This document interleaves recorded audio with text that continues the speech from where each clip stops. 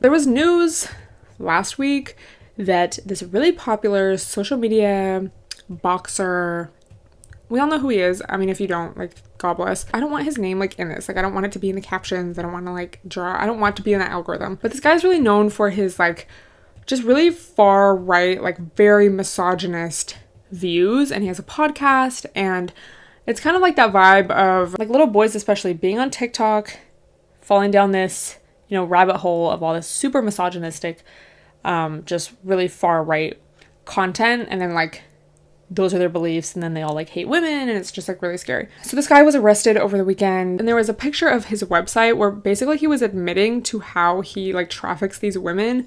Like, oh, I can make any woman fall in love with me.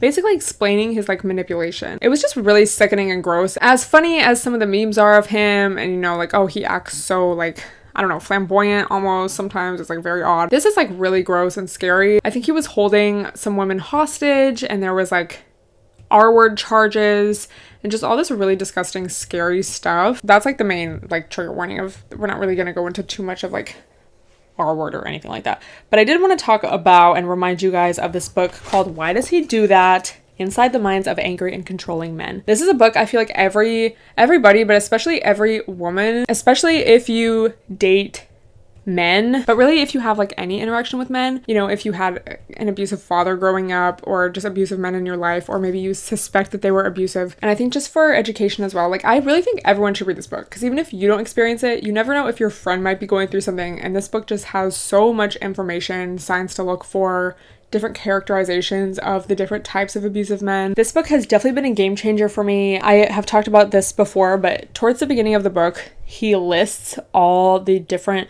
types of men, of abusive men. It's crazy how many different types there are. When some people think of an abusive man, I think of, like, this angry, like, drunk, loud man who's gonna, like, beat you up. And that's why people so often are like, just leave, like, just leave. But it's so much more complex than that, and there's so many intricate things that go into it, and it can look very differently from person to person, even though kind of the core of the beliefs are the same. So for example, there's Mr. Right. The central attitudes driving Mr. Right are, you should be in awe of my intelligence, you should look up to me intellectually, I know better than you, your opinions aren't worth listening to, the fact that you sometimes disagree with me shows how sloppy your thinking is, if you would just accept that I know what's right, our relationship would be so much better. But then there's Mr. Sensitive. I am against the macho men, so I couldn't be abusive.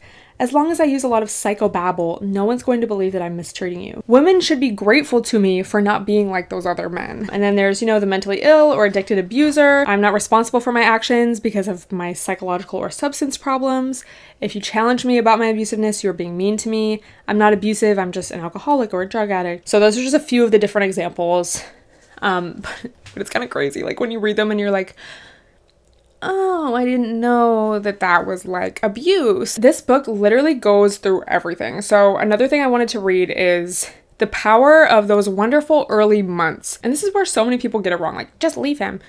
You guys know the analogy of, like, the frog in the water. Like, obviously if you put a frog in boiling water, it would jump out. But if you put a frog in cold water and you just slowly turn it up, by the time it's boiling, it's too late. And this is literally exactly what this man's website was saying. Like, I can get any woman to fall in love with me. They'll do anything I say. Like, they'll be obsessed with me. Like any love-struck person, she runs around telling her friends and family what a terrific guy he is. After talking him up so much, she feels embarrassed to reveal his mistreatment, so she keeps it to herself for a long time. She assumes that his abusiveness comes from something that has gone wrong inside of him. What else is she to conclude given how wonderful he was at first? She has a hard time letting go of her own dream since she thought she'd found a wonderful man. She can't help wondering if she did something wrong or has some great personal deficit that knocked down their castle in the sky. So she tries to find the key to the problem inside of herself. So these are some red flags. He speaks disrespectfully about his former partners.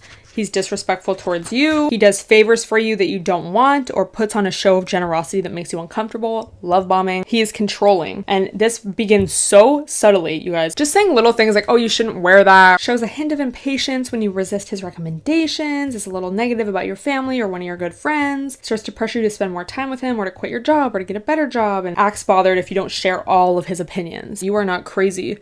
Trust your perceptions of how your abusive partner treats you and thinks about you.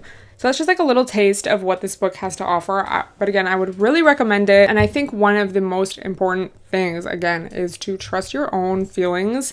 from the start. I've said this to you guys before, but like low-key first impressions are everything. Like the first feeling you have around someone can really say a lot. And not like the feeling like, I just know there's been times where like I was like, I don't know about this guy, but then, oh, he happened to be so charming, and like, oh my god, he was actually a great guy, and he made me laugh, and he laughed at my jokes, and I was like, oh my god. So then we get to know each other a little more, and it's like, oh, he actually was psychotic. Got it. I don't know if that's the right word to use. Abusive, should we say. The education is also really important. So reading this book, you know, and really, really knowing and ingraining in your mind the red flags of an abusive man. Reading that guy's website, like the pictures of it on Twitter, was so scary because I just feel like I don't want to say, oh, there's so many guys out there like that, but there are guys out there like that.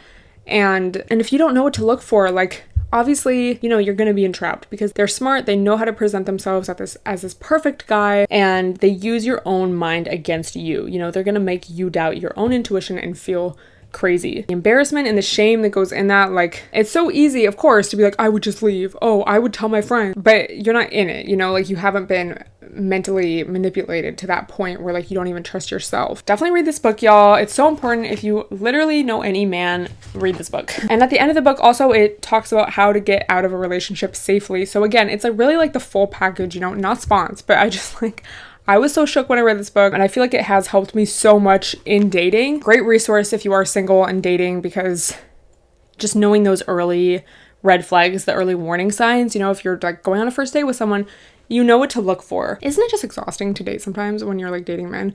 Because it's like, yeah, I'm sure dating would be hard enough as it is. Just like, oh, do our personalities get along? Do we have the same, you know, likes and dislikes? But then it's like, are you going to emotionally manipulate me? Do I have to like fear my life around you? Are you going to try to traffic me? We laugh to keep from crying, for real.